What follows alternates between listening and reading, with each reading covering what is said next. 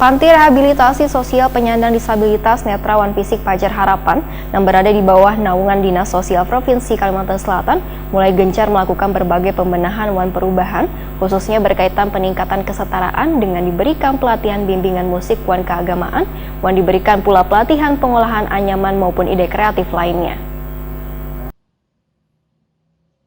Panti Rehabilitasi Sosial Penyandang Disabilitas Netrawan Fisik Pajar Harapan yang berada di bawah naungan Dinas Sosial Provinsi Kalimantan Selatan mulai gencar melakukan berbagai pembenahan wan perubahan khususnya yang berkaitan dengan peningkatan kesetaraan. Kepala PRSPD Netrawan Fisik Pajar Harapan Jumri Waitakuni Primati Jelang tengah hari Rabu 27 Juli 2022 mendahkan sebanyak 54 orang penghuni Panti Rehabilitasi Sosial Penyandang Disabilitas Netrawan Fisik Pajar Harapan mendapat pembinaan berupa bimbingan musik, keagamaan, dan berbagai kreativitas lainnya yang dilatih oleh guru-guru yang sudah ahli di bidangnya. Melalui pembinaan ini maka diharapkan ke depannya ujar Jumri mereka bisa memperlihatkan keterampilannya kepada orang lain.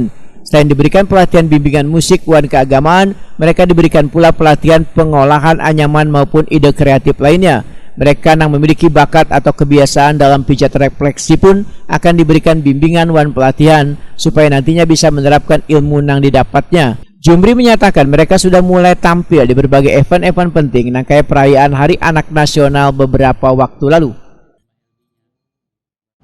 Jadi pertama saya ingin menjelaskan bahwa Panti Rehabilitasi Sosial Penyandang Disabilitas Netra dan Fisik Pajar Harapan ini adalah sebuah panti yang merupakan pantinya milik Dinas Sosial Provinsi Kalimantan Selatan.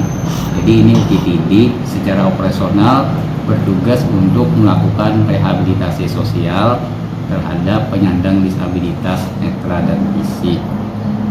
Di sini kami melakukan berbagai macam bimbingan agar para disabilitas netra dan nanti dilanjutkan fisik di tahun 2023 itu bisa mandiri dan memiliki kesetaraan dalam kehidupan sehari-hari secara sosial.